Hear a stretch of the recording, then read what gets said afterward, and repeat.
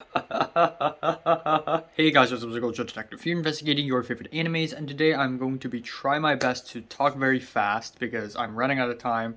But also, last night I finally finished watching Cowboy Bebop. This is an anime original released in the year 1998. It is directed by Watanabe Shinichiro, and it is created by Yatate Hajime, who is a genius, or geniuses, because it's actually a pseudonym for a bunch of animators in Sunrise Studio. So yeah, this anime has been on my watch list for very, very long time. I finally have time to see it, have time to watch all 26 episodes, and I finally finished last night. I watched 7 episodes yesterday, in spite of running out of time. That's how much I love anime. And Cowboy Bebop, here we go.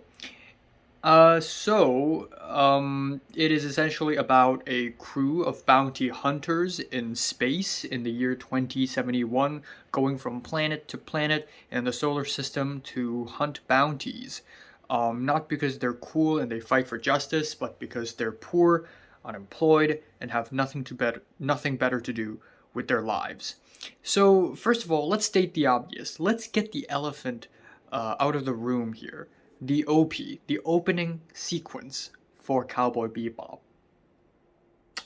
Exquisite! Exquisite! This like to people who find anime openings annoying and repetitive and the same all the time, check out Cowboy Bebop opening, please. Check out Cowboy Bebop because of like aside from all the very saturated, passionate rock songs that is a lot of shonen and seinen OPs, you also get classics, gems like the Cowboy Bebop OP. It is absolutely amazing. It is so full of style. It's like a James Bond intro or a Mission Impossible intro, but the style is turned up to 11. It's charismatic, it's jazzy, it's colorful, it's full of sliding images, cool slow-mo fighting shots, silhouettes. It's so full of style, and it immediately sets the tone for the rest of the episodes, and it is just absolutely amazing. One of my favorite OPs of all times. Now, that said, though, let's talk about the story of Cowboy Bebop. This show is episodic. And I hate to break it to you, but I don't really like episodic shows. I prefer my TV shows serial. I prefer shows that have one continuous story where over episode by episode you learn about the characters and the stories and the events more and more and more as it builds to the finale. Usually, I am not a fan of episodic shows. The only two other episodic animes that I watched and sort of enjoyed is Mushishi, which I think is one of the greatest animes ever, and Evangelion, which I still need to rewatch in order to actually have a more solid opinion on. But either way, I'm not a big fan of episodic shows. Thankfully, I found out that Cowboy Bebop is episodic before I started watching, so I wasn't that disappointed when I realized that it's episodic. But still, this show took some time to really click for me. Now, aside from the story, the greatest thing about Cowboy Bebop is really the music. The music supervision is absolutely amazing. Watanabe Shinichiro is apparently a genius when it comes to music supervision because he also directed Samurai Champloo, which, of course, is one of the pioneers in lo-fi hip-hop. Turns out one of the pioneers of lo-fi hip-hop is an anime director. What can I say? And Nujabes. Of course, we have to talk about him. But back to Cowboy Bebop. This has got to be one of the greatest anime soundtracks ever.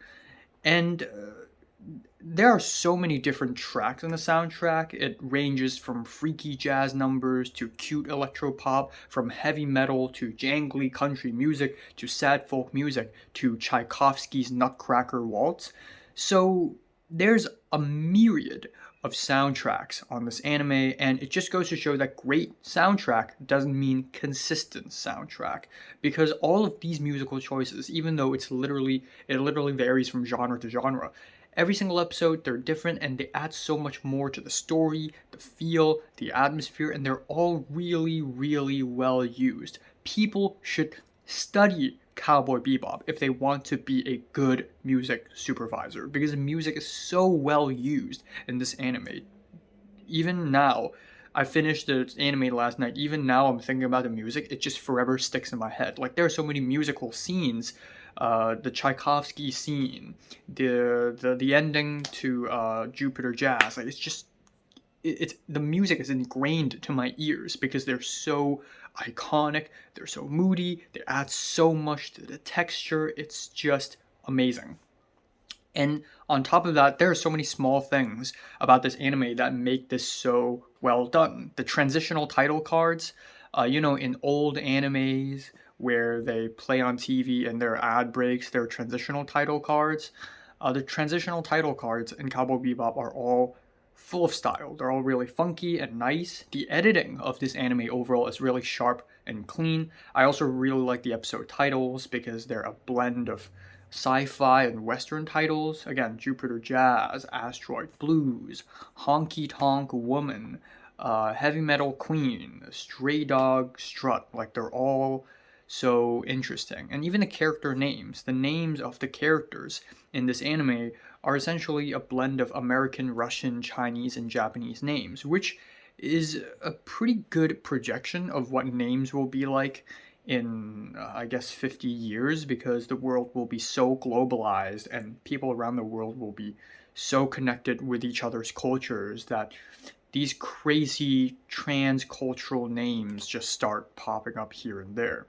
And a lot of the design, the drawings, the settings of this anime is gorgeous as well. There are a lot of cyberpunk in this anime, aka Hong Kong style, a la Akira and Ghost in the Shell, and they all look really good. And I'm happy because 3 days later I'm going back to Hong Kong, so this really makes me feel like I really need to go home.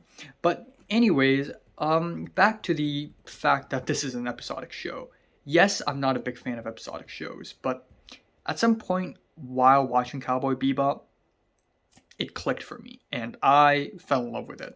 The thing is, every episode in this anime is written by a different person, unlike in a manga where it's written by a mangaka, or a light novel is written by the same novelist, and it's the same writer through and through. This thing is different. Every episode is written by a different person, and because of that, this anime jumps from genre to genre. There are comedy episodes, then followed by something haunting and moody. There are fun neo-noir action episodes, followed by something artsy and philosophical. What's really cool about Cowboy Bebop is that whenever you press next episode, you never really know what you're gonna get. And I guess that's the ultimate charm and selling point to a good episodic show. It's the unpredictability. It's the idea and the feel that this is more like a collection of short stories, a collage of sorts. But anyways, let's go through episode by episode roughly. We have episode 1, Asteroid Blues, and it is a great taste of what's to come, a fantastic tone setter. It is a sci-fi western episode with cool fights and a sad and provoking ending that leaves you kind of perplexed. And after watching this episode, while the story isn't great or anything, but in the greater scheme of things, this is like watching Courage the Cowardly Dog, where the story itself is kind of small, kind of simple, but it always leaves you feeling like you want for more and leaves you feeling kind of perplexed by the end of every episode. Episodes 2 and 3 introduces Ain, the dog, the Shiba dog, the Shiba Inu, who is the mascot of the crew, essentially. And episode 3 introduces Faye Valentine, who is a pretty good character, pretty well written. Episode 4, Gateway Shuffle, is a really fun one. Very cool ending, but the show really actually hooked me on episode 5, Ballad of the Fallen Angels, and I believe so for many viewers as well. And the thing is, this episode is, for some reason, very out of nowhere. It's suddenly very haunting and moody and atmospheric and intense, and it's sort of about Spike's past. He faces essentially the reoccurring antagonist of the story, who is vicious, and I really like that it doesn't really reveal much of Spike's past. There are bits of montages with flashing images where you sort of vaguely get what happened to Spike, but you never really know. And that's actually really cool, because sometimes the past can be hazy, vague, and just full of images, and it's up to you to interpret what really actually happened. So that's really smart, actually. And the final fight at the church is very gothic as well. It's so epic, so revelating, so insane. I love the choir vocals. Mama na na na na na na na na na na na. That music is gonna forever be stuck on my head. Next time I fall off a church, that song will be playing in my head. Episode 6, Sympathy for the Devil, gets really haunting, where it's about a kid who doesn't age and can play the harmonica. You get these very haunting harmonica music on top of these hand drums. Another great example of great music. Episode 8, Waltz for Venus, is about humanity and care for your siblings. It's really moving, really beautiful, and that is followed with episode 9, Jamming with Edward, which is kind of a filler episode, nothing all that interesting. But what I like about the episode is that it is about an AI satellite that got really bored and started doodling images on a planet or a moon of sorts. And that ties with one of the central themes of Cowboy Bebop, which is boredom. When you have nothing good to do, you start doing shit like this. One minor flaw, and I'm sure this is also kind of annoying, kind of common as well, and that is Ed is a little bit annoying. There are moments in the show where Ed just becomes this really annoying little girl who just adds nothing to the story, but thankfully she doesn't compromise the entire story or anything like that. But there are moments. She's like the Jar Jar Binks of Cowboy Bebop. She's a little hated, but I also don't really hate her. Anyways, episode 11, Toys in the Attic. I love this episode. The whole episode feels like a joke chapter out of a manga where essentially Spike left a lobster in a fridge and forgot to eat it, left it there for a year, and so the fridge turned into a whole ecosystem. It's insanely gross, and that sort of spawned this black blob where you touch it, you get sick, like the sick slice of cheese in the Diary of Wimpy Kid. And it's so stupid, but it's so much fun. We have all the crew members trying to fight that blob and fail, and Ed finally defeats it at the end. I'm not going to spoil how, but what's amazing about this episode is the ending sequence where it's the Nutcracker Waltz of the Flowers, and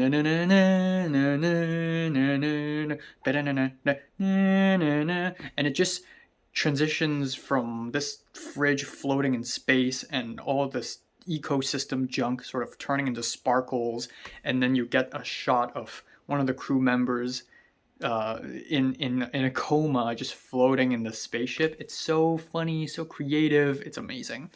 Then we have the halftime finales, episodes 12 and 13, Jupiter Jazz, and this is where the anime gets elevated to an artistic level. Easily two of my favorite episodes. Spike's past gets revisited, and this time it's even moodier, even stranger. We have themes of mortality and beauty being explored, and the ending of episode 13 is gorgeous. It's sad, it's haunting as hell, and it doesn't go off with the usual ED. It ends off with a Space Lion track, which has these very, I guess, tribal drums and chants that are, I guess, reminiscent of Native American tribal music, and it's so transcending and beautiful. It's absolutely amazing. We have episode 17 where the entire crew trips on bad mushrooms. Then you also get episodes like Pierrot Le Fou, episode 20, which actually isn't Pierrot Le Fou. The original Japanese title is like The Requiem of the Jester or something, but the English title is Pierrot Le Fou, like the Godard film. And this is easily the darkest and most disturbing episode, where Spike fights a serial killer assassin in this dusty industrial city and this amusement park. Every single shot, every single scene is animated to the full disturbing extent. And this episode also doesn't feature a lot of music until you hit that montage where you're just smashed with these buzzy, warping electronic synths and these 3D images that get so disorienting. Just one of the great uses of 3D in early anime, or 90s anime. Episode 22, Cowboy Funk, is one of the funniest episodes, where Spike fights Andy the Cowboy, his rival. And then episode 23 is a pretty interesting and thought-provoking episode about cults and people needing happiness. The episode is called Brain Scratch. And then you get these origin episodes, and these are usually my favorite episodes. Episode 10, Ganymede Elegy, is about Jet's past. And again, just like Spike's past, the show doesn't really explain much, but the episode just has that moody attitude, that noirness to it, that makes it so damn good. And episode 16 also lightly touch on Jet and why he has a metal arm. Episodes 15, 18, and 24 also focus on Faye Valentine's past. And on episode 15, we learn that she has kind of a complicated past, and we never really learn who she was before that. And I just really like that mystery, that unknown. And then episode 18 and 24 makes it even more beautiful when we are introduced to this beta tape. It's like a cassette tape. I'm too old to know this shit. I'm sorry, but had I been born 10 years earlier, maybe I would have known. But it's just Faye Valentine being this brat, this spoiled smokeaholic, alcoholic, gambling addict brat who is mean to everyone and is kind of dumb, but her staring at this TV screen playing a tape is just so beautiful and mysterious. And then we have, again, episode 24, Hard Luck Woman. Not only is it about Faye Valentine, it's also about Ed's past, which is about letting go and embracing the past. And then we have episodes 25 and 26, The Real Folk Blues, which is about embracing your past. Maybe a little too much. We have Spike finally facing the past, and his full backstory is revealed, and it actually feels like a finale. The stakes are higher, everything's more dramatic and intense, and it's insane. And the fight at the end is easily the biggest and most emotional. It's unforgettable.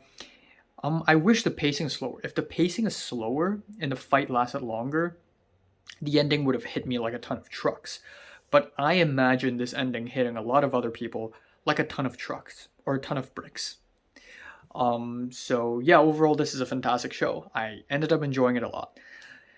Yeah, there are filler episodes, but I think overall just the idea of this crew going around and hunting for bounties, just the style, the jazziness, the music, the noirness, the sadness, the charisma that the show has. I mean, Spike is so charismatic. God damn, like if I was a girl or if I was gay, I would have such a huge crush on him. Let's just say that. I also like the themes about existential boredom, but the themes is just as much as it is about the past and embracing one's past, being haunted by the past. So yeah, really good show. And I really want to watch Samurai Champloo now. Feeling a light to decent 9 out of 10. So, have you watched Cowboy Bebop? Comments below, let me know. Subscribe if you want more, and thanks for watching.